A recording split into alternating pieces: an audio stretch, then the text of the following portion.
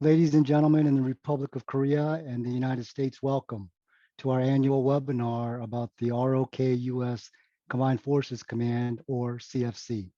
The Korea Defense Veterans Association and the Korea-U.S. Alliance Foundation are very proud to host this webinar so that we can hear about CFC from its current and former members.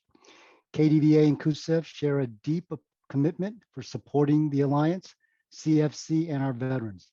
That is why KDVA registered and sponsored the first U.S. ROK Alliance Day on October 1st, 2021, so that we could remember the Alliance on the signing of the U.S. ROK Mutual Defense Treaty on October 1st, 1953. In that same light, we are very proud to take the occasion of the founding of CFC on November 7th, 1978, to conduct this webinar about CFC and to remember and honor everything that the people of CFC have done and continue to do for the Alliance. I am Colonel Retired Steve Lee, the Senior Vice President of KDVA. Today, we will cover these main topics. Go behind the scenes to hear how CFC leaders and the staff work together. Discuss the future of CFC, including relocations and realignments. What do we really need to understand about wartime operational control transition? What are the challenges ahead for CFC and how will CFC meet them? The sequence of events will be welcome remarks from General Retired Vincent Brooks, KDVA Chairman and President, and General Retired Seung Jo, KUSAF President. Then keynote remarkers from the CFC Commander, General Paul LaCamera, and the CFC Deputy Commander, General Kyum. Then our moderator, Brigadier General Retired William King, will introduce our panelists and conduct a moderated discussion. Finally, we will open the floor for Q&A with our audience members. You can write questions at any time using the Q&A tab at the bottom of your screen. You can do this even before the Q&A session starts. Please keep the questions short and relevant to our discussion and address your answer to one of our panelists. This webinar will be available on the KDVA.vet or VET digital library and the KDVA YouTube channel within 1 or 2 days. Now, ladies and gentlemen, General Brooks, sir. Okay, thanks, Steve Lee, and good morning, good evening, and it's always some time of day like that at the opposite ends for the Korea-U.S. Alliance. I am General Vincent Brooks, and I'm delighted to welcome all of you to this webinar to talk about the Republic of Korea-U.S. Combined Forces Command. Now, this is going to be a great event. There's no doubt about it. We're first very appreciative to have the participation of the current Commander and Deputy Commander of the ROK-U.S. Combined Forces Command. So General LaCamera and General Kyum, thank you both for taking the time to do this in the midst of your busy schedule. As you're conducting your mission of being ready to fight tonight, we certainly appreciate it and are always honored when we can have the leadership on in active participation.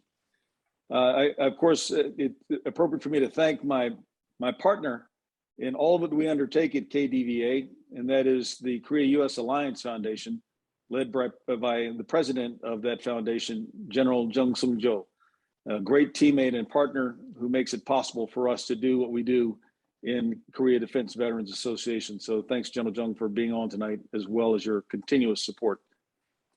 The panelists that we have tonight, this morning, however you wish to see it, can bring an interesting perspective. So not only are we going to hear from the leadership itself, giving you insight into how the command is operating today, but you'll get some perspectives from different points of view about the Combined Forces Command. First, I thank our moderator, Brigadier General William King, for doing this and for his active participation in the Korea Defense Veterans Association. But I want to say also that having on General Choi Byung, former Deputy Commander of the ROK-U.S. Combined Forces Command, now in retirement, his perspective as a Deputy Commander is a very important one, and what it looks like from the eyes of a Korean officer who has risen in the ranks inside of the CFC structure and ultimately to the Deputy Commander position in a critical period of time. Vice Admiral Brad Cooper, who had previously served as the Commander of Naval Forces Korea and the Deputy of the Naval Component Command but he now is commanding a fleet in Bahrain. So he's commander of 5th Fleet, and we're very proud to have him on here. And he gets the award for the most extraordinary time of the day. So it's 2:30 in the morning for him, or 2:36 to be precise. And Admiral Cooper, we really appreciate you also actively participating. By the way, if you haven't seen his What I Learned in Korea video, make sure you go to our digital library and take a look at his insights and his lessons learned from his time in Korea. And then finally, Command Sergeant Major retired, Steve Payton. I was honored to have Steve Payton as my Command Sergeant Major for the entirety of my time in command in Korea. A great soldier, a great leader, and a great coalition team builder. Some of the initiatives he had on bringing together both sides of the alliance were critically important to our successes then and the foundation that lasts to the current day. And he'll bring a perspective from what it looks like in the eyes of the enlisted soldier, the enlisted airman, enlisted sailor, enlisted Marine from the United States and the Republic of Korea in the ROK-U.S. Combined Forces Command. And I appreciate you, Steve Payton, being on tonight. As has been mentioned, I won't take any of the thunder for the leaders of the command, but CFC is now 43 years old, having been established way back when in 1978. Some of us remember those dates and some of us weren't born yet. But nevertheless, it was an important decision and it made it fundamentally unique in military commands around the world in that it is a standing binational command that is combined in its nature. This is not a coalition. This is not a periodic relationship of convenience. This is a standing binational command, and it is absolutely unique in the world. And it's an honor to have been a part of that. Ladies and gentlemen, I hope you enjoy today's webinar. Again, I'm certain it's going to be a good one. We thank you for your support of the Korea Defense Veterans Association and the Korea-U.S. Alliance Foundation, and especially for your support of the ROK-U.S. Alliance. Together for the Alliance, 같이 갑시다. And I'll pass over to General Jung, Seung Jo. 감사합니다. General Jung, sir. Please unmute, sir.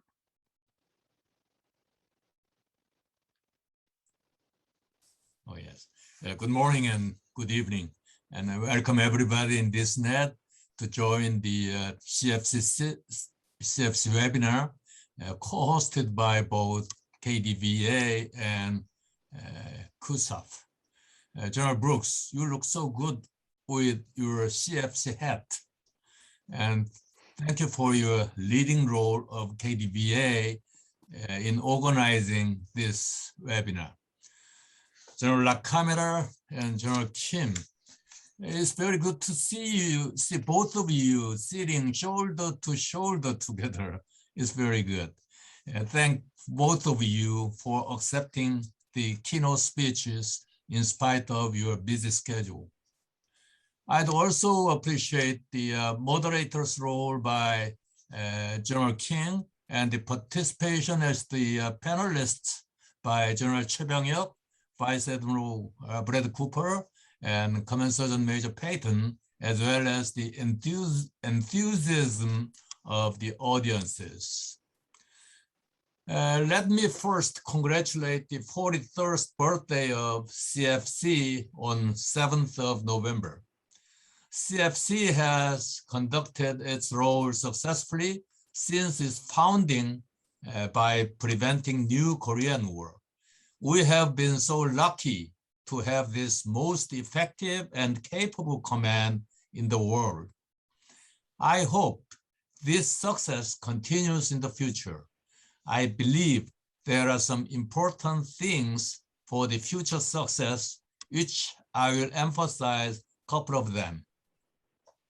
First, we should have agreed belief that the alliance is mutually beneficial to both countries. As the U.S. supports the security of the Republic of Korea, the Republic of Korea should be able to support the national interests of United States. Second, both countries should cooperate more closely to solve the North Korean nuclear issue. We shall not give up the denuclearization of North Korea with the cooperation of the international community. However, we should put more emphasis on the deterrence so that North Korea cannot use its nuclear weapons. This may include more detailed planning and exercise, nuclear planning group, nuclear sharing, etc. Third, wartime Afghan transition issue is very important. As both countries already agreed, we should follow the principle of the condition-based transition. The important factor is the objective evaluation of the conditions. There are some misunderstandings that IOC, FOC, or FMC of new Combined Forces Command are the sufficient conditions for the transition. It is not true. I have proposed to have the external evaluation team to have comprehensive and objective evaluation of conditions. Combined exercises and training are important to maintain the readiness and capabilities, as well as to show the commitment. We have too long time not to have national level CPX and the large scale FTXs.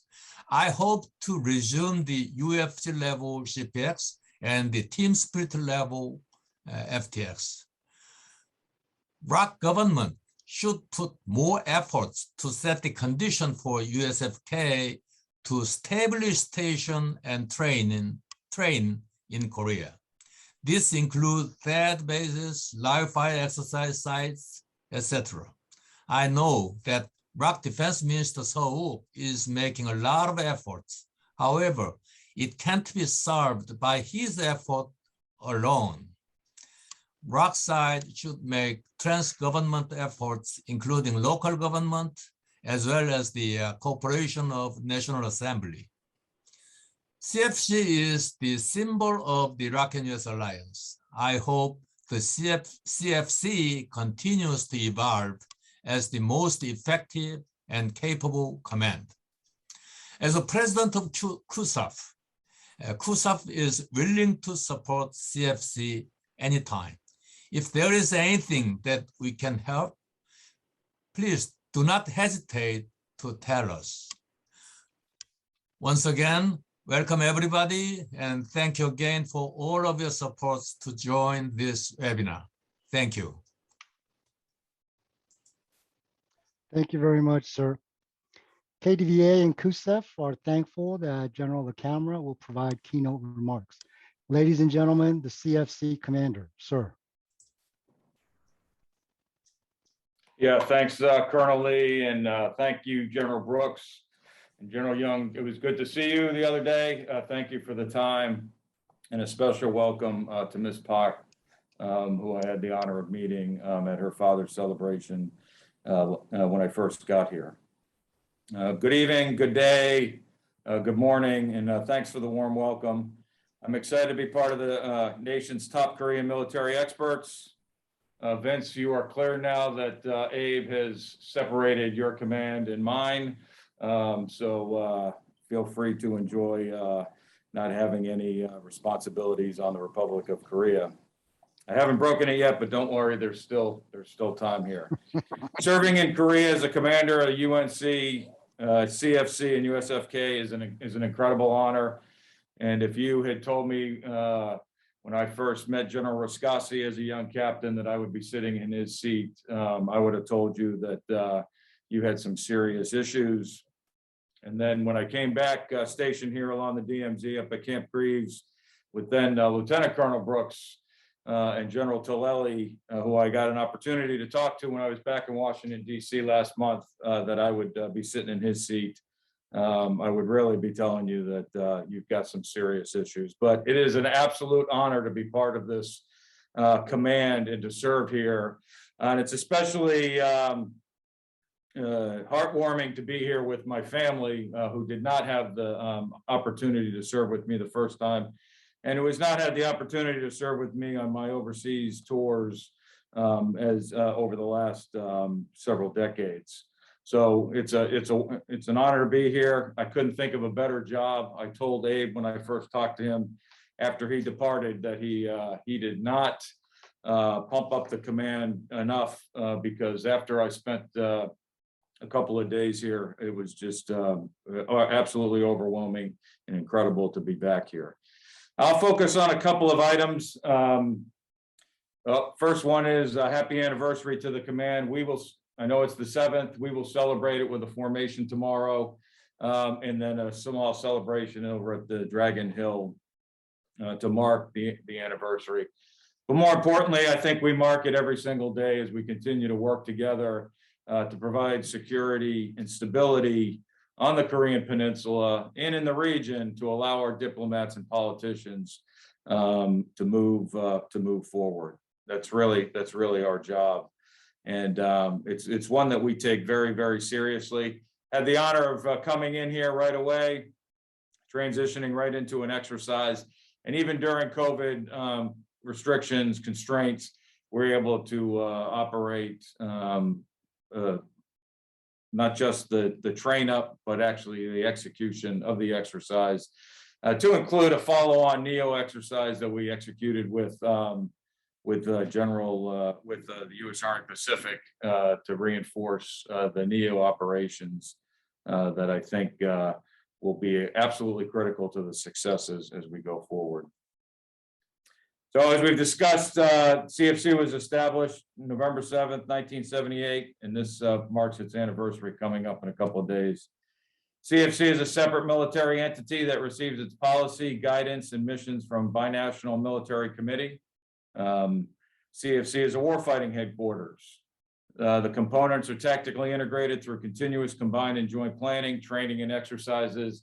And I had the opportunity to go out and visit some training recently, and it was very heartwarming to see the young soldiers and leaders out there incorporating technology.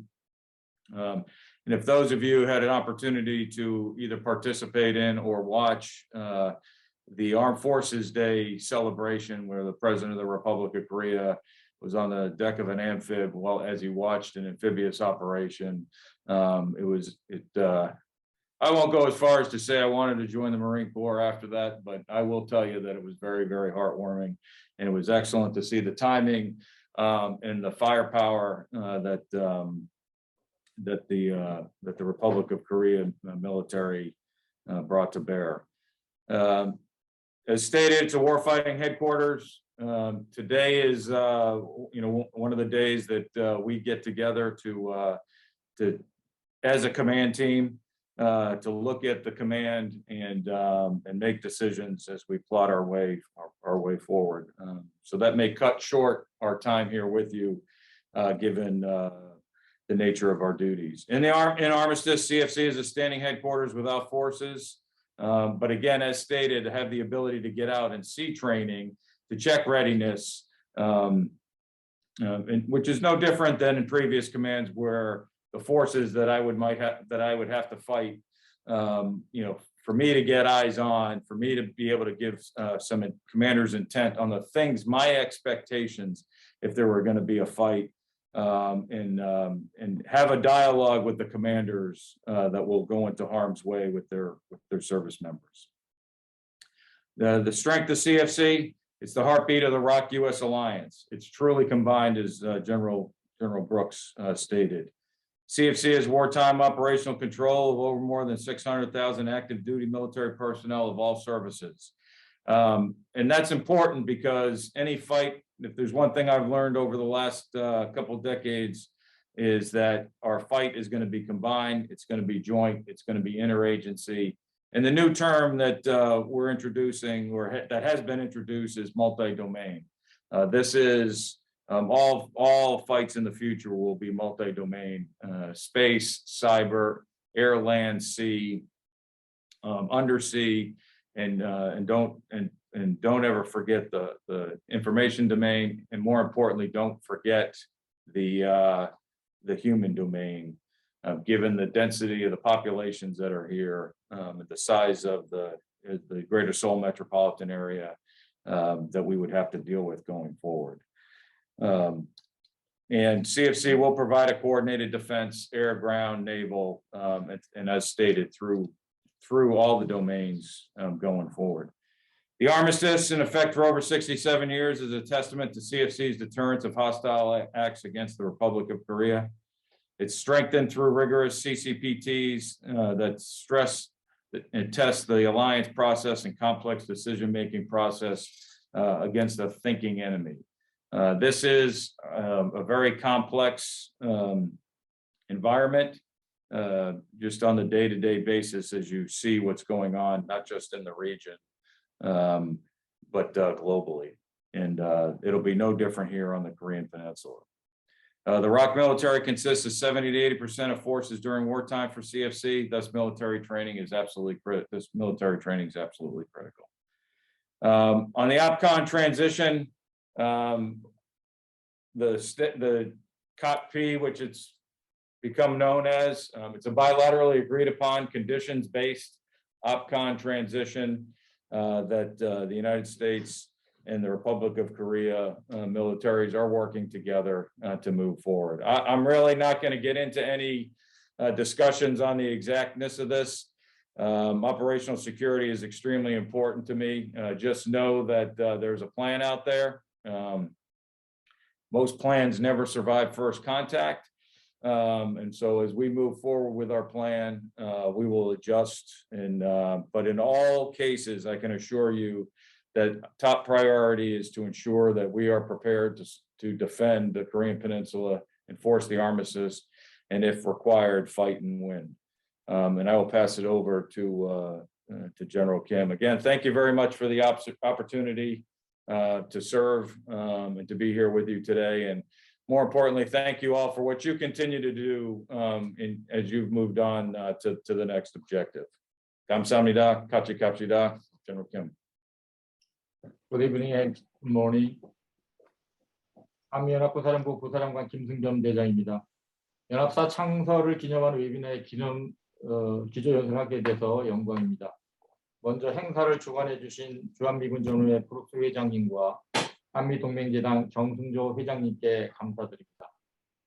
그리고 행사에 참석해 주신 역대 사령관님과 부사령관님께도 감사의 인사를 드립니다. 또한 지금의 연합사가 있기까지 철통 같은 한미동맹과 연합방위태세를 유지하기 위해 혼신의 힘을 다해오신 한미 여러분들께 깊은 감사의 말씀과 경의를 표합니다. 한미연합사는 급변하는 안보 환경 속에서도 능동적으로 대응할 수 있는 최고의 파이트 투나잇 태세와 연합성을 갖추고 있습니다. 이는 무엇보다도 한미연합사 지휘부와 참모들 간의 상호 신뢰와 동맹정신을 바탕으로 한 적극적인 공조와 연합성 강화를 위한 다양한 활동이 뒷받침되었기 때문이라고 생각합니다. 또한 한미 간 서로를 이해하고 배려하면서 연합사 내 상중하 모든 의사결정 과정에서 양국의 균형 유지를 통한 합리적인 협업 체계가 이루어지고 있기 때문입니다. 이를 바탕으로 코로나19 팬데믹 상황에도 불구하고 연합연습 등을 성공적으로 수행함으로써 적의 어떠한 위협에 대해서도 우리가 함께한다면 언제나 승리할 수 있을 것이라는 자신감과 확신을 가지게 되었습니다. 이러한 한미 간의 긴밀한 협업은 최고의 지휘관인 LaCamera 사령관님의 탁월한 리더십 덕분이고 또 연합사의 역사이고 자랑인 한미 구성원 간의 긴밀한 팀워크 덕분이라고 생각합니다. 이제 연합사는 지난 43년간의 용산에서의 발자취를 뒤로하고 평택에서의 새로운 출발을 준비하고 있습니다. 기지 이전과 관련된 다양한 도전 과제들이 눈앞에 놓여 있지만 지금까지 구축된 연합성과 동맹정신을 바탕으로 슬기롭게 해결해 나갈 것입니다. 또한 예전과 같이 한 울타리 안에서 한미가 함께 근무함으로써 보다 효율적이고 강력한 전투 조직으로 진화해 나갈 것입니다. 앞으로도 연합사 미래를 위해 여기 계신 모든 분들의 힘찬 성원을 부탁드립니다. 전자권 전환의 핵심 원칙은 연합방위태세를 강화하는 가운데 한반도 방위에 대한 한국군의 책임성을 강화하는 것으로 이는 한미 양국의 합의하에 추진되고 있는 국가적 수준의 공동 현안이기도 합니다. 전자권 전환은 한미동맹이 미래지향적인 글로벌 전략 동맹으로 도약할 수 있는 기회의 발판을 제공할 것입니다. 이후에도 양국 정부와 국민들의 지지를 확보하고 전작권 전환의 추동력이 유지될 것으로 믿습니다. 끝으로 오늘 웨비나에서 논의되는 고견을 바탕으로 앞으로도 라케마라 사령관님과 함께 세계 최강의 한미동맹을 보다 공고하게 발전시키고 지금 당장이라도 적과 싸워 이길 수 있는 파이트 투나잇 태세를 갖추어 나가도록 하겠습니다. 다시 한번 한미 간의 우호 증진과 연합사의 발전을 위해 의미 있는 시간을 마련해 주신 브룩스 회장님과 정승조 회장님 그리고 관계관 여러분들께 감사드립니다. Thank you so much. We go together. Thank you, sir, very much. We really appreciate you joining us. Ladies and gentlemen, I would like to introduce our moderator, Brigadier General Retired William King, who is a former 8th Army G357 or Operations Officer and a former Commanding General of the U.S. Army's 20th Chemical, Biological, Radiological, Nuclear, and Explosives or SBRNI Command. In total, starting in 1999, General King served in 4 assignments in Korea, and he participated in 22 command post exercises in Korea. That might be some sort of a record for a service member. He serves as a chairman, training facilitator, and moderator for national and international conferences and events.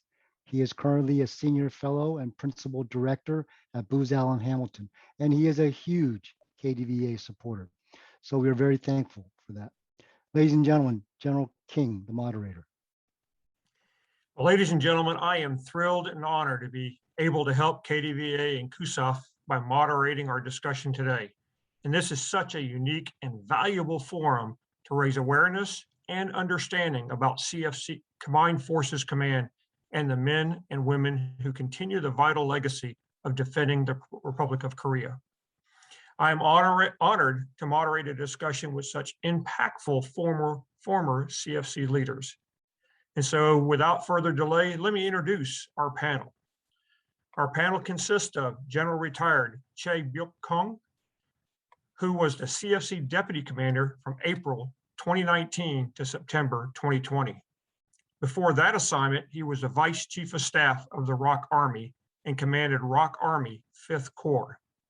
He graduated from Korea Military Academy and received a Master of Strategic Studies from the U.S. Army War College.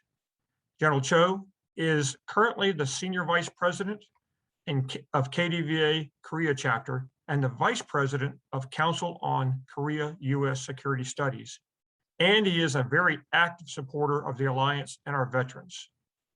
So we're honored to have you on our panel. But next we have Vice Admiral Brad Cooper, who is the son of an Army career officer. Sounds like a very solid foundation for growing up. He has studied national security policy and international relations at Harvard and Tufts universities. And he was the commander of U.S. Naval Forces Korea during the height of tensions on the Korean Peninsula from 2016 to 2017. He is currently the commander of U.S. Naval Forces Central Command. He also serves as the commander of 5th Fleet and the commander of the Combined Maritime Forces. Sir, thank you for joining our panel today. And thirdly, on our panel, we have Command Sergeant Major Retired Stephen Payton, who is the Command Sergeant Major of the United Nations Command, the Combined Forces Command, and the U.S. Forces Korea from 2016 to 2018. In his final assignment, he was selected by the U.S. Army Chief of Staff to serve as the first senior enlisted Army Fellow Advisor at the U.S. Department of Veterans Affairs, a great representation to all of our soldiers, sailors, airmen, Marines, and Coast Guardsmen. He currently works as a consultant for several organizations, including Top Sarge Business Solutions and Tech Masters Incorporated. So to begin, let's go behind the scenes of everyday life in Korea and talk about the U.S. ROK Combined Forces Command and hear about how CFC leaders and staff work together to make the mission happen. So from a soldier's perspective, Sergeant Major Payton, when you were the CFC Command Sergeant Major, you served as the primary advisor to the CFC Commander for all topics related to service members' care, training, and welfare, as well as their families. Would you mind giving us your insights, please, from your assignment there? General King, thank you for the kind introduction. To our distinguished gentlemen, fellow panelists, and attendees in the audience, good morning and good evening. And I would like to thank KDVA and KUSAF for the opportunity to participate and share my thoughts and experiences today. So, Joe King, in response to your question, I consider myself fortunate to have had the opportunity to serve multiple tours in the great country of Korea. As you mentioned, the first from the second was from 2016 to 18, but the first was from 1988 to 89. And I proudly can say that I was there during both Olympic sessions. So things were great for a young soldier as myself. And I can say unequivocally that my service in Korea and the CFC helped to shape me as a soldier and a person. Now, in my role as the CFC Command Sergeant Major, I was grateful to have had a commander in General Brooks who prioritized leader-to-lead engagement. The leaders of CFC clearly understood that mission accomplishment, in large part, depended upon the level of training of our service member, but as importantly, their family's welfare and quality of life, both in Korea and back in the United States. One of the command's most important battle rhythm events was battlefield circulation of the force, visiting and talking to U.S. and Korean forces of CFC who worked and shared installations, as well as those that live separately but consistently work together. Now, during these visits, we received updates on the status of the command and the combined force, their training and service member needs. These visits required us as leaders to first listen to everyone in the command, from the commander of the organization down to the lance corporals, seaman apprentice, airman, and private. At the end of the day, whatever we learned, we shared with the CFC command and staff and ensured we were postured to sustain and improve the readiness of the force. I most appreciated the partnerships and relationships built between our Korean and U.S. military forces throughout CFC. From a Command Sergeant Major's perspective, in talking and engaging with them, what was it that they most desired? More opportunities to train together, to hone their warfighting skills in order to know the people they expected to fight alongside. What did they most enjoy? The opportunities that working together gave them to gain a deeper understanding and appreciation for each other's culture. So as a CFC CSM, I was privileged to witness and experience the deep understanding of the shared sacrifices of the members of CFC, their service members and families. They completely understood that the CFC mission required every member to always be at a high state of readiness and ready to fight together tonight. Thank you for the question, sir. Thank you, Sergeant Major. General Choi, sir, would you mind giving us some of your insights on how you and CFC Commander work together within CFC and with outside organizations like ROK Joint Staff, U.S. Joint Staff, ROK Minister of the National Defense, and the U.S. Embassy there?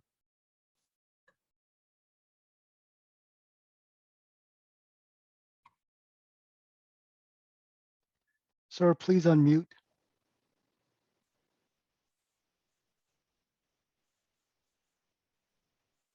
I'm sorry. Good morning and good evening, everybody. I'm very honored to be participating in today's special webinar.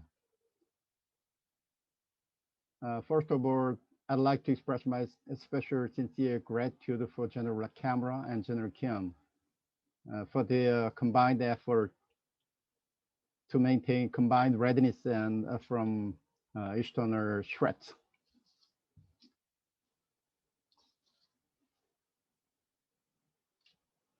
And especially congratulations on CFC's 43rd anniversary of ROK-U.S. Combined Forces Command Foundation Day, this coming Sunday.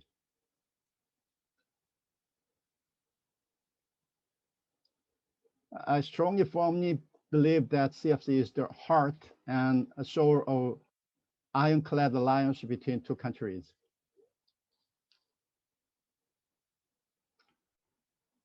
지금부터는 모국어인 한국어로 정확한 의사소통을 위해서 말씀을 드리겠습니다.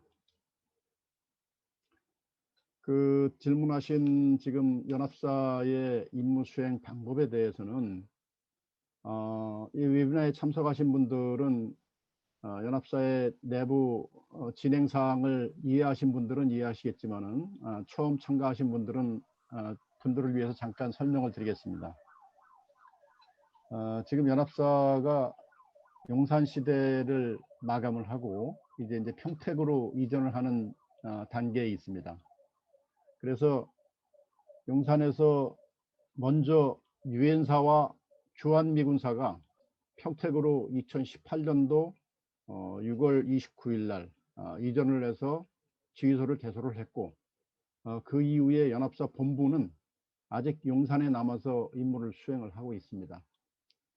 그렇다 보니까 용산 시대에 있을 때에는 유엔사와 주한미군사 한미연합사가 같은 지역의 같은 건물 내에 위치함으로써 한미 실무자와 장군참모 또 사령관과 부사령관이 어떤 우발 상황이나 북한의 도발이나 긴급한 협의 사항이 발생을 했을 때는 수시로 긴밀하게 협조할 수 있는 어떤 물리적인 여건이 마련이 됐었습니다. 그러나 평택 시대로 이전을 하면서 제가 연합사 부사령관으로 근무하는 시기에도 평택과 용산이 물리적으로 완전히 분리가 돼 있었기 때문에 에이브람스 장군을 포함한 미측 장군 참모들과 주요 지휘자들은 매주 목요일과 금요일 주 2일은 용산에 와서 연합사 업무를 수행을 하고 또 월, 화, 수는 평택에서 근무를 하는 이원화된 근무 체계를 유지했습니다. 그러다 보니까 제가 중령 때 연합사의 지구사 CJ-35의 플랜스 오피서로 근무를 할 때는 사실은 어떤 상황을 놓고 협의가 필요할 때 바로 옆에 사이드 바이 사이드 또 숄더 투 숄더로 근무하고 있는 미측 카운터파트에게 바로 어떤 문제에 대한 상호의 협의나 또는 이해가 소통이 잘 안 되는 부분에 대해서 즉시 해소가 가능했는데 물리적으로 분리되다 보니까 이런 것들이 상당히 어려운 환경에서 임무를 수행하게 되는 여건이었습니다. 그래서 이 문제를 해결하기 위해서 에이브람스 장군과 긴밀하게 여러 가지 방책들을 논의를 했고 그것은 주기적으로 우리가 수행하는 업무들 예를 들면은 일일 상황 보고라든가 주간, 월간 상황 보고와 같은 주기적인 업무들은 일정한 날을 정해서 업무를 수행을 하고 그 이외에 수시로 협의가 필요한 업무들에 대해서는 화상회의라든가 또는 비화통화라든가 이런 수단을 통해서 업무를 수행하도록 하였습니다. 그 중에서 특히 목요일, 금요일만 용산으로 올라오기 때문에 이러한 물리적 격리로 인한 제한사항을 해소하기 위해서 또 월, 화, 수 중에는 한국군 참모들, 저를 포함한 한국군 장군 참모와 실무 참모들이 평택으로 내려가서 거기서 필요한 협의를 갖다가 진행하도록 하는 방법을 강구를 했습니다. 그래서 그것은 지휘부에서의 공조 활동은 에이브람스 장군과 저는 물론 수시로 화상이라든가 전화통화라든가 또는 뭐 일반 비화통화라든가 일반 통화를 통해서 진행되는 상황에 대해서 긴밀하게 협의를 할 수 있지만은 다른 실무 참모들은 그것이 쉽지 않기 때문에 이러한 한국군이 평택으로 내려가서 업무를 수행하기 위한 평택 지역 내에 물리적 공간을 마련을 하고 또 협의가 될 수 있도록 하는 여건을 마련을 해주고 또 지휘부에 있는 참모장과 부참모장 또 장군 참모들은 상호 카운터파트끼리 필요한 실무적인 협의가 이루어질 수 있는 제도적인 방침을 마련을 해주도록 이렇게 했습니다. 그래서 그런 물리적 공간의 격리로 인한 제한 사항들을 많이 해소하기 위해서 노력을 했지만은 그러나 이제 현실적인 어려움이 있었던 것은 사실입니다. 이것은 과거에 용산시대에 같이 근무했을 때하고 비교했을 때는 이런 부분들이 상당히 많은 제약을 가져왔고 또 그로 인해서 사실은 미측 장교들이나 한측 장교들이 매년 교체되는 비율이 약 50 내지 60% 정도가 새로운 인물들로 교체가 되기 때문에 처음에 왔을 때 자기의 카운터파트에 대한 어떤 프렌십이라든가 또는 어떤 그 트러스트를 갖다가 형성하기 위해서는 같이 많은 시간을 공유를 하고 많은 대화를 나눠야 되는데 그런 것에 대한 제한 사항들을 갖다가 우리가 발견을 하고 해소하기 위한 노력들을 갖다 많이 했다는 말씀을 드리고, 특히 이제 대회 기간 한국의 국방부라든가 JCS라든가 또는 계룡대에 있는 각군 본부라든가 여기하고의 협력도 굉장히 중요한데, USFK와 UNC가 평택으로 이전함으로써 사실은 서울에 위치하고 있는 국방부 합참과의 긴밀한 공조도 사실은 좀 제한사항을 많이 받았던 것은 사실입니다.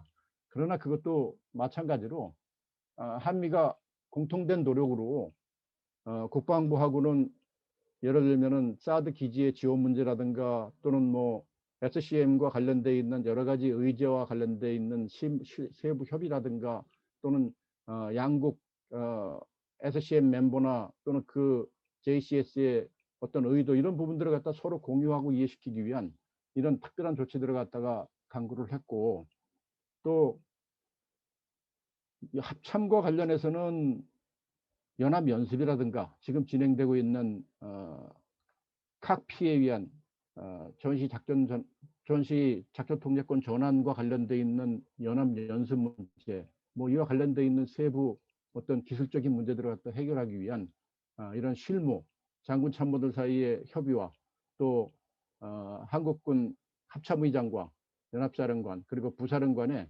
12스타 미팅이라든가 뭐 이런 방책들을 갖다 강구를 해서 이것을 해소하기 위한 노력들을 갖다 지속적으로 함으로써 물리적인 공간의 제한에서 오는 내용들을 갖다 극복하기 위한 노력들을 많이 했다 하는 사항들을 말씀드리겠습니다.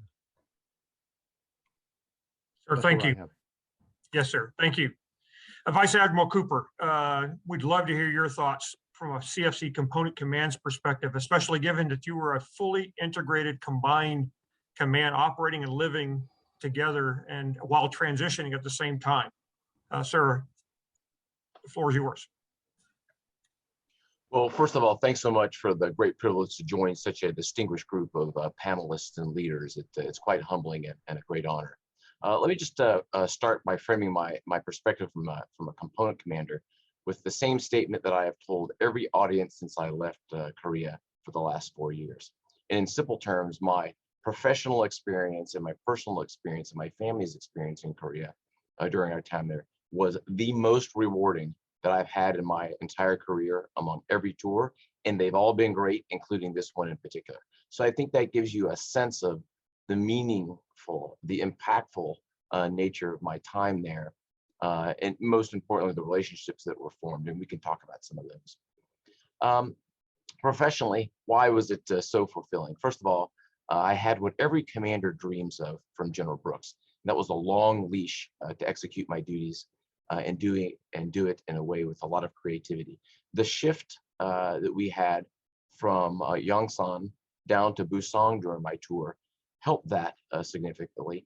And it helped it because it allows us to serve shoulder to shoulder with the ROK Navy, opening up opportunities that frankly were just not operationally possible when you were geographically separated. And then second, I got great insight into the impact of tactical and operational decisions on the strategic environment, and quite frankly, vice versa. For the Navy in particular, I think you can easily appreciate how a patrol along the northern limit line in a combined effort, which is a very tactical maneuver, requires enormous coordination among navies, and in my experience, is not replicated anywhere else because of the significance of the strategic impact of those types of patrols. So very, very unique. I will tell you that during my time there, we also had enormous integration among tactical and operational units, aircraft carriers serving with ROK Navy as escorts, which is quite unusual around the world, but quite positive. Submarine interaction, the ROK Navy submarine force is elite among world submarine forces. And so these types of pieces all brought together create just a very unique environment. And all of which, the best of which of all that was the working side by side with our distinguished ROK Navy counterparts. Now, of course, it's one thing to say that you're shoulder to shoulder. It's a whole other thing, and even better, to actually physically be shoulder to shoulder. Uniquely around the world in Busan, it's the only place for the Navy where we have a US Navy headquarters on another country's base, and I think it's a model for the world. It worked out wonderfully. Everyone enjoyed it, enormous fulfillment. And to give you a sense of the fulfillment, not just from me, but among others, we went for a full year where every sailor who was assigned to Navy Forces Korea, they could have transferred back to the United States or to another command, but instead of doing so, they elected to remain in Korea. They volunteered to extend. I think that gives you a sense of the depth of their experience. And then if I could just shift to, to my own personal experience and my wife's in Busan, because we're not on a U.S. military base, we're out in town. We're living with the people. We got to completely immerse ourselves in the culture. If you wake up in the morning and you realize you don't have any eggs or milk, guess what? You better walk to your Korean neighbor and speak Korean to get it. Otherwise, you're going to be really hungry for some number of period of time. That creates a dynamic that I think is so unique. We made great friends that we've retained since then. I look forward, and we stay in touch via social media. And I would just close and simply say that my wife and I, left the country after having completely fallen in love, and look forward to coming back at every opportunity. So thanks so much. That's a great way to start this discussion. So gentlemen, thank you for setting this strong foundation of our panel. Now let's dive a little deeper into some specific topics with the future of CFC, including relocation and realignment. And some of you obviously went through that in your time there in Korea. But let's start with General Choi. Sir, what are the key points that people need to understand about CFC relocation and realignment? And if I can, I'd like to integrate one part of David Maxwell's question of the decision to move CFC headquarters from Seoul to Camp Humphreys. Do you believe that is a viable decision, or would it might get reversed again to move it back up to Seoul? So General Choi.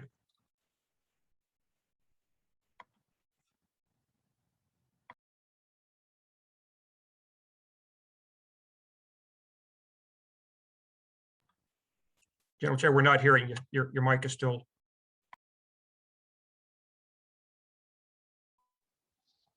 먼저 그 질문에 대한 답변부터 드리자면은 평택에서 용산으로 회귀할 가능성은 거의 없다고 생각을 합니다. 이미 이제 모든 기지라든가 시설이 평택에 다 완료가 됐기 때문에 그런 상황 하에서 서울 용산기지로 오는 것은 연합사 본부가 이전하고 난 다음에 용산 지역을 용산 공원화해서 만드는 계획이 한국의 정부 기관들에 의해서 지금 진행이 되고 있습니다. 그렇기 때문에 여러 가지 제한사항으로 인해서 다시 이제 평택에서 용산으로 오기는 거의 불가능하다는 것을 말씀을 드리겠습니다.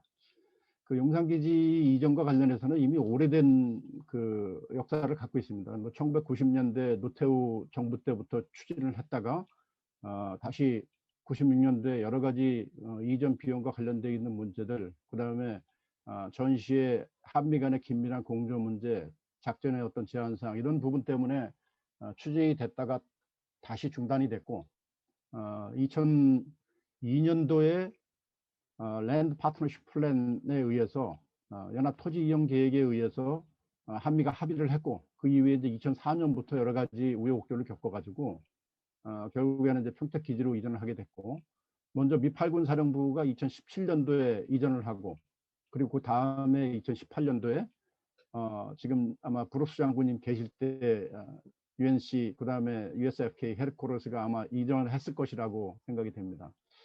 그래서 이제 그때 이전을 하면서 여기에 연합사 본부가 어떻게 할 것인가에 대한 부분은 연합사 전시 작전 통제권 전환과 관련돼 있는 2006년, 2007년부터의 여러 가지 이제 변화 과정을 거쳐서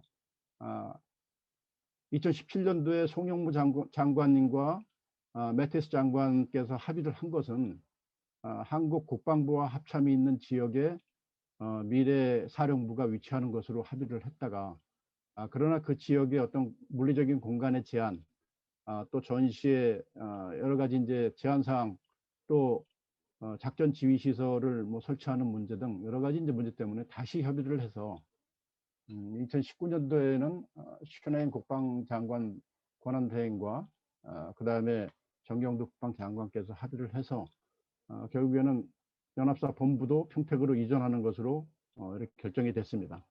그래서 이런 것들이 순수하게 군사적인 측면, 작전적인 측면에서 보면은 굉장히 효율성을 높이는 그런 조치라고 생각을 합니다. 그러나 이제 그거보다 좀 큰 차원에서 어떤 정치적인, 전략적인 차원에서 보면은 여러 가지 이제 우려나 뭐 이런 부분들을 잘못된 메시지를 줄 수 있다는 것에 대한 우려를 하시는 분도 있습니다. 그러나 어쨌거나 이제 양국의 합의에 의해서 평택으로 이전을 하게 됐고, 이전한 거에 대한 필요한 모든 시설이나 작전센터와 같은 모든 것들이 이제 준비가 됐기 때문에 여기에서 지금 물리적으로 분리되어 있는 연합사의 어떤 정부작전 운영에 대한 제한 사항들이 훨씬 더 효율적이고 긴밀하게 잘 수행될 것으로 기대가 됩니다. 그래서 그러한 내용들은 결국에는 지금 진행되고 있는 전시작전 통제권 전환과 관련되어 있는 문제도 우리가 명백한 한 가지 불변하는 사실은 어떤 일이 있어도 한미 동맹을 강화하고 그 다음에 억지력을 강화하는 연합 전투준비 태세를 흔들리지 않도록 하는 것이 가장 핵심이기 때문에 이러한 두 가지를 만족시키는 차원에서 미래 연합사의 또 지금 현재 연합사 본부의 평택 이전과 또 재배치와 관련된 것은 굉장히 효율적이고 정상적으로 잘 진행이 되고 있다고 개인적으로 생각을 합니다. Okay, thank you. Vice Admiral Cooper, can you give us your insights as someone who's actually lived in the early stage phases of CFC relocation when your command, the Combined Naval Forces Korea, relocated to Busan? Sir. I sure can. So we were the, as you described, the first component to shift.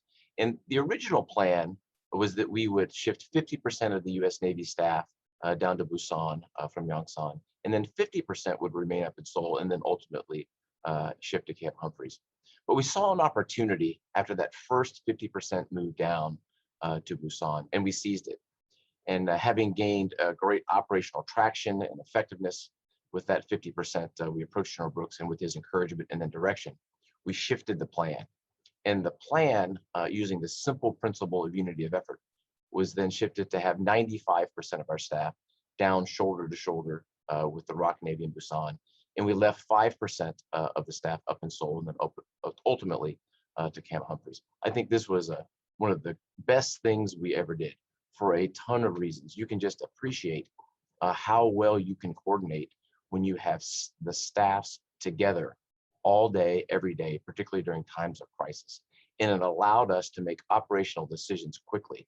So instead of decisions and processes that would take days or weeks, we could do them in seconds or minutes. We were literally right next to each other. In times of uncertainty, where you're seeking direction from seniors, I would be sitting right next to my ROK Navy counterpart as he got direction from a bilateral basis from the ROK Joint Chiefs Chairman. You can just appreciate how quickly you can make decisions and come together. So that clearly was the most effective thing that we did. It allowed us to become operationally intertwined, and at the component level, it really became such a powerful center of gravity for us to move forward operationally. And then we compensated for the split staff by simply using me as the enabler to go back and forth to have contact with the CFC staff on a frequent basis. I made it a point to try to get to Seoul at the time weekly or as often as possible. So I am a proud KTX frequent flyer if anyone needs any help in that regard. But it was, from my perspective, it was a move that paid off over and over again, particularly at the time no one could have anticipated, a time of crisis. Thanks so much. And Command Sergeant Major Payton, we know you had the pulse of what the service members and their families were feeling and thinking, and how all of this change was affecting them. We'd love to hear your thoughts and your experiences and the feedback you were receiving.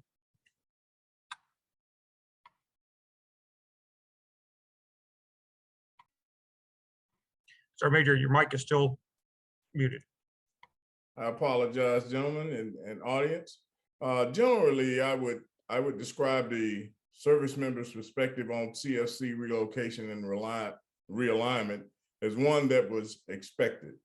But as we all know, with any major changes in positioning or location comes a bit of angst and at the same time, excitement. So from the enlisted service member perspective, and even all the way up to the general and flag officer perspective, everyone had a sense of angst, but were excited about the move. Because the moves were, in my opinion, sufficiently rationalized and explained down to the tactical levels of our combined commands and even independent formation, it made it easier for all involved to accept, plan for, and eventually execute the moves that were made. Yes, there were nuances that came with relocation and realignment, but they were pushed all the way up to the highest levels, and we were able to engage with the component commands and our partner forces to ensure that we work things out. Let's be honest, many people don't get overly excited about having to pack up their dwellings just as they've gotten things situated in a comfortable setting. Likewise, with realignment comes demands, and these demands as well cause angst. You know, some of the things that you're trying to figure out is where you fit in the overall scheme of things. As mentioned, the younger service members were excited about the move, but at the same time concerned. And there's a beauty in this. They were concerned that they would be some distance away from the friends that they had made in the local community from the areas that they were moving from.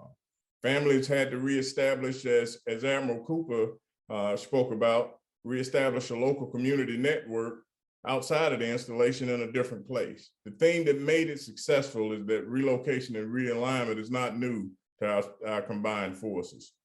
The key to success in the CFC, in my opinion, was the preparation that went into it, all the way down to the soldier, sailor, airman, and Marine levels. Bottom line, when we started the relocations to Busan and Pyeongtaek, everyone, to include family members, accepted the move was happening and were on deck, working hard to make sure that the move happened in as seamless a way as possible. And I was absolutely impressed by their resilience and matter-of-factness in moving forward. Thank you. Well, Sergeant Major, thank you.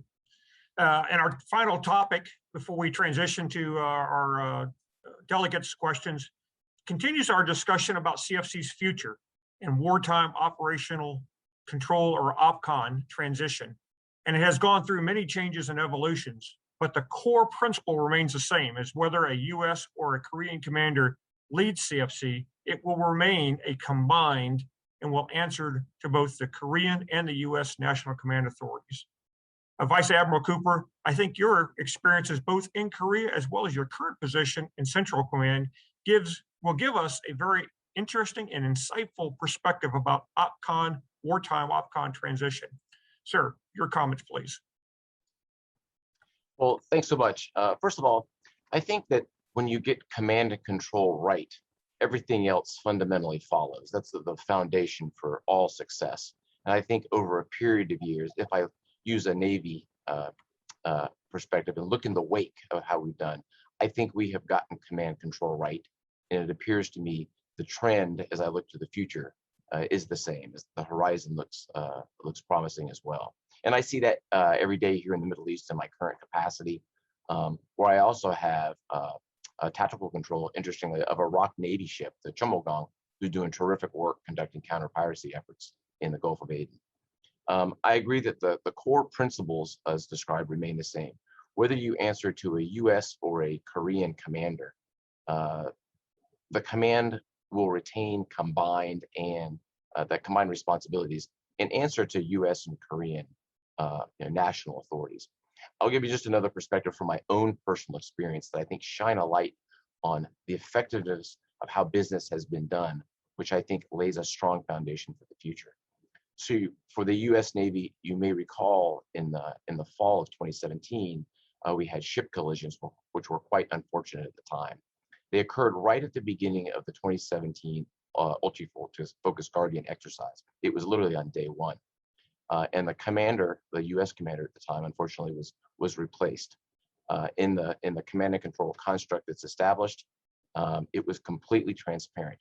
The ROK Navy Deputy Commander, Vice Admiral Jung stepped right up, and the exercise executed in the ensuing 2 weeks from my perspective, and I think from everyone else's perspective, completely transparently.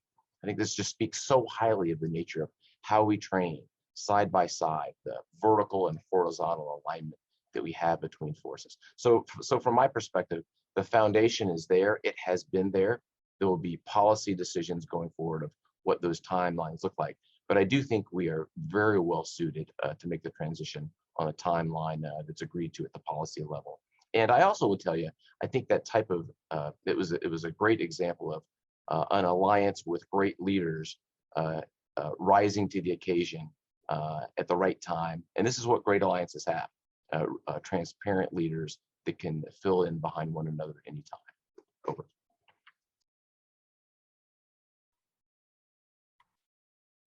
Sir, thank you. General Choi, sir, since leaving your position a year ago, have you gained any new insights or observations about this important topic that you're willing to share with us today?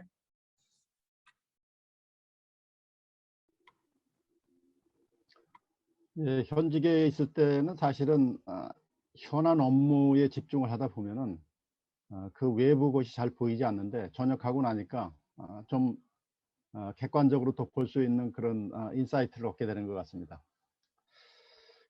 지금 뭐 쿠퍼 제도께서 경험과 또 진행되는 것에 지휘 통제의 중요성 뭐 이런 부분들을 갖다 잘 말씀을 해주셨는데 저도 여기에 전적으로 동의를 합니다.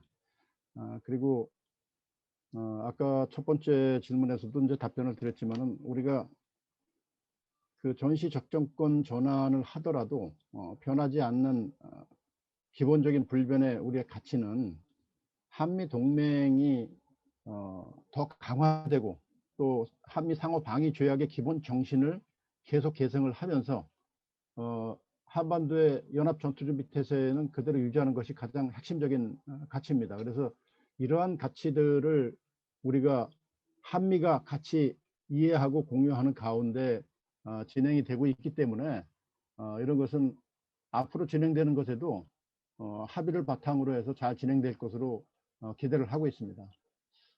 제가 이제 연합사 부사령관으로 근무를 하면서 2019년도에 처음으로 전시 작전 통제권 전환을 위한 IOC 최초 운용 평가를 갖다 시행을 했습니다. 그때도 마찬가지로 여러 가지 제한사항이 있는 것처럼 비춰졌지만은 그러나 한미가 긴밀하게 공조하고 협조를 함으로써 그런 제한사항들을 갖다 잘 해소할 수 있었고 또 에이브람스 장군의 적극적인 지원으로 연습 기간 중에 미래 연합사령관으로서의 역할을 최초로 수행을 하는데 많은 교훈을 얻었고 우리가 그 교훈을 바탕으로 해서 어떤 분야를 더 발전을 시킬 것인가에 대한 것도 찾을 수가 있었습니다.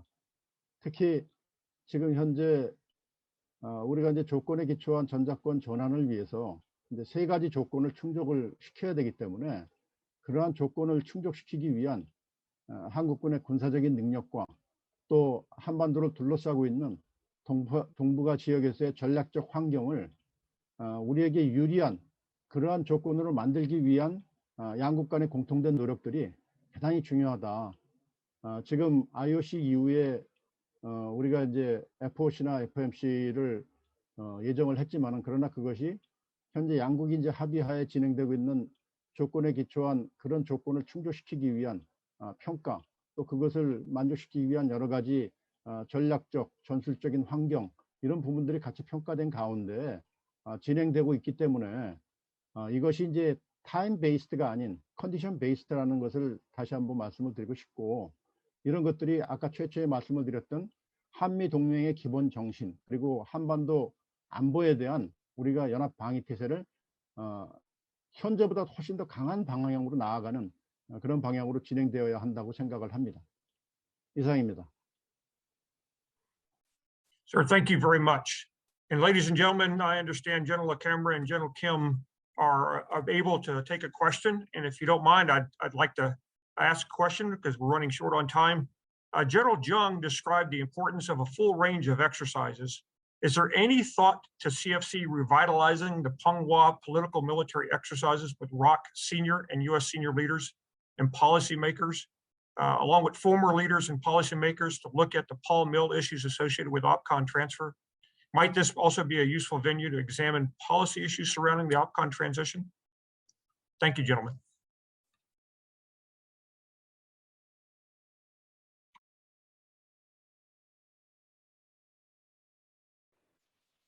Sir, I think the commander had to leave early, so we may want to just ask one of the panelists for that, or even General Brooks or General Jung.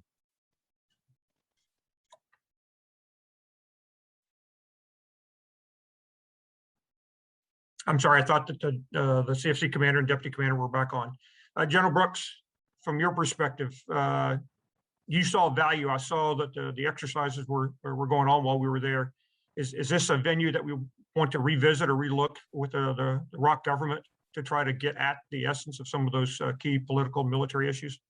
Yeah, not being privy to the actual discussions that are happening between the governments, I would say there's value in it. I always craved having both governments involved in the exercises. We tended to have the South Korean government very much involved in the exercises, particularly the Ulchi Freedom Guardian. The Ulchi part is ROK government exercise, and it's from the president on down. They exercise many of their contingency plans, and it was very beneficial. But we always had exercise role players for the US government. And so if there's something that actually brings both governments together, I think that would be of tremendous value, and would hope that that's something that's being considered. Sure, thank you. I absolutely, I mean, obviously, I absolutely agree. Sergeant Major Payton, sorry we got off last time, but I wanted to try to get a chance to talk with the commander and deputy commander there before they had a chance to break. From your perspective on OPCON transition, particularly, some would say that's only for the seniors, but a lot of that uncertainty, a lot of that question happens down in the soldier level as well. From your time there, how does that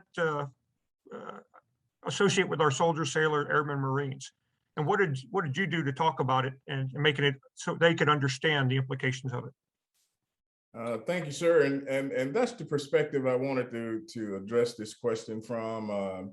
During my tenure as the CFC Command Sergeant Major, my work and relationship with the senior enlisted advisor to the ROK Chairman of JCS, Kyum, as well as my close relationship with the Command Sergeant Major of the Ground Component Command, Command Sergeant Major Kyum Jo was critically important in being able to define or explain to our forces what was going on with OPCON transfer. We worked tirelessly and methodically together to first and foremost explain to the combined force what OPCON transfer meant and how any potential changes would affect them at the lowest level. Now let's keep in mind that our young Korean and U.S. service members are exceptionally smart, and they understood that this is a conversation that we have had, as you all have explained, for many, many years. We further explained to them during our circulation and engagement, as I referred to. General Brooks pushed us out as teams to say, hey, go out and talk to the force about what's going on with OPCON transfer. Some of the feedback that we got from the Korean forces in particular, they were very proud that this could potentially happen. They were very proud to be able to step forward and take the lead if that was going to happen. From the U.S. perspective, having worked closely with our counterparts in training, having built the relationships over time, you're able to learn your partner and who you're working with. And there was a confidence out there that no matter who had the lead in OPCON transfer, as a CFC, we would get the job done. Working side by side with our counterparts for so many years kept everyone excited, as I mentioned before, down to the lowest levels, and those close relationships and numerous combined exercises left no doubt that our teammates were more than capable of taking the lead and that we would continue to go together. Thank you, sir. Thank you, Sergeant Major. From our panel, we have time for about one more question. So I'm going to try to combine a couple of questions that I've seen come in. And it talks about barriers to communications and coordination, particularly as we separate for periods of time in this transition period. If I can, I'd ask each of the panel members to sort of give us your perspective, starting with General Choi, on how has the CFC Alliance overcome those periods of change, and how have we embraced the change to actually make the alliance even stronger today? General Choi, sir.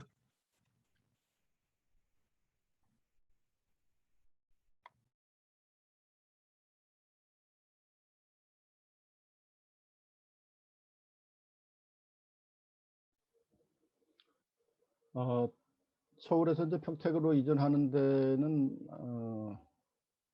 우선 기본적으로 작전의 연속성이 보장이 돼야 되기 때문에 무엇보다도 연합 작전 전투준비 태세에 대한 변화가 생기지 않도록 하기 위한 여러 가지 조치들이 가장 우선순위가 높다고 보시면 됩니다. 그리고 거기에는 뭐 구체적으로 다 열거를 할 수는 없지만은 이러한 연합 어떤 위기나 또는 연합 우리가 작전을 갖다 수행을 해야 되는 그런 상황이 발발할 경우에 즉각 대처가 가능한 상황을 유지한 가운데 작전 지휘 시설에 대한 부분들 그리고 통신 시설에 대한 부분들을 최우선적으로 양쪽이 다 가용한 상태에서 진행이 될 수 있도록 하는 조치들을 갖다가 아마 지금 취하고 있는 가운데 진행이 되고 있는 것으로 이해를 하고 있습니다. 그리고 또 군수적인 차원에서는 사실상 나머지는 이제 물리적인 것은 건물이라든가 같이 근무할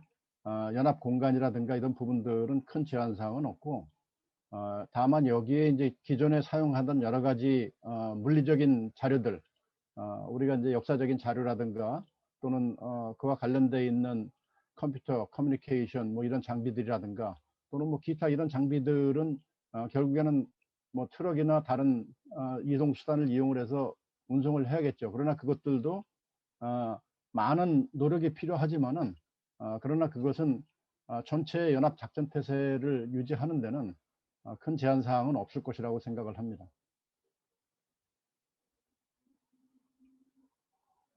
That's what I Sir, have. thank you. Yes, sir. Thank you. Vice Admiral Cooper.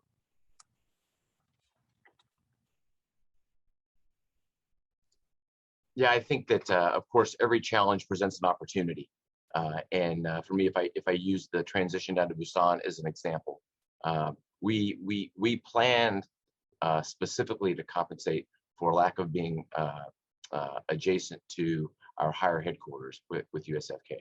So we simply built that into the plan, and the return on investment from being shoulder to shoulder, side by side with our ROK Navy partners far outweighed the things that were lost in terms of communication. And because we planned for it, and I think we simply upped our game in our communication as a compensation measure. So in that particular case, all worked out, I believe, seamlessly, at least from my perspective. Over. Sir, thank you. And Sergeant Major Payton, they say that change forces junior enlisted soldiers particularly to have a challenge to overcome, and they always brings them closer together. From your perspective, how did our soldiers, sailor, airmen, Marines, Coast Guardsmen embrace this change to even strengthen that alliance? Well, I would explain it this way: in embracing the change, and as Admiral Cooper explained, you know, there comes an opportunity. With the support of the command, you're able to do just about anything that you're committed to doing. Let me give you an example.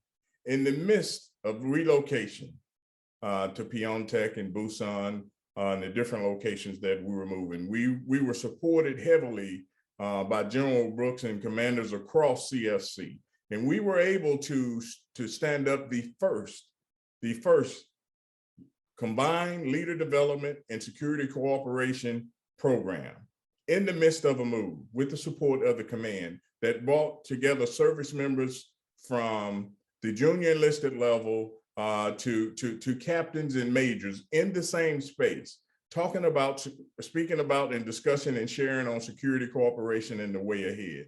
So in having the opportunity to do that, I chalked it up to be the command's as well as the service members' commitment to seeing through the plan that we had and having a clear understanding that this is the direction we were moving in, and it was the right direction to move in. So I was very pleased to be a part of that, to witness that, and to be able to lend some of my experiences to that team of folks. And I believe they're still executing the program, and I think it's been very successful. So thank you for the question.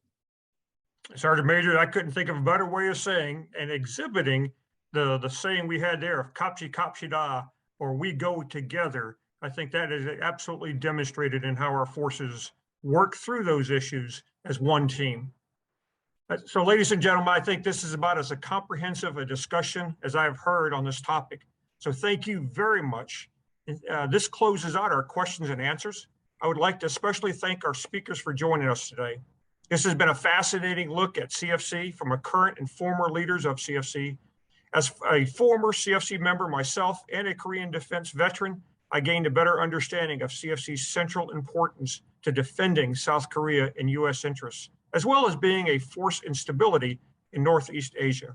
Thank you for allowing me to be with you today. And a couple of key phrases that I knew and still live by today with my Korean counterparts is Mongchi Cha, or two joined as one, Sun Cha, victory we will achieve, and Kapshi Kapshida, and together we'll go. So Steve, I'll turn it back over to you, and thank you for giving me the opportunity to participate. Thank you, General King, sir, for leading us through this wonderful discussion. We're honored that Korean and American leaders have come together to help us better understand CFC and its mission to defend Korea. KDVA and KUSAF's mission is simply to help the ROK-U.S. Alliance, CFC, and our veterans. And one of the ways that we do that is by conducting events like today's webinar. Here are some other upcoming events that support our mission. The KDVA's Quarterly Alliance Journal was just published today, and we did that in honor of CFC during their foundation month. KDVA received applications and made selections for the first Korea Revisit program for Korea defense veterans.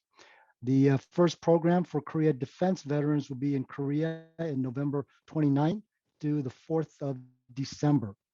And then the ROK-U.S. Alliance Peace Conferences are coming to Seoul in November 30th and to Hawaii in December 15, 2021. Finally, please consider joining KDVA. It's all free and literally only takes a few minutes. Details for everything are available at kdva.vet. We do all this in the KDVA model of Together for the ROK-U.S. Alliance. Thank you, everybody. Please be safe. Thank you. Kapshi Kapshi Da.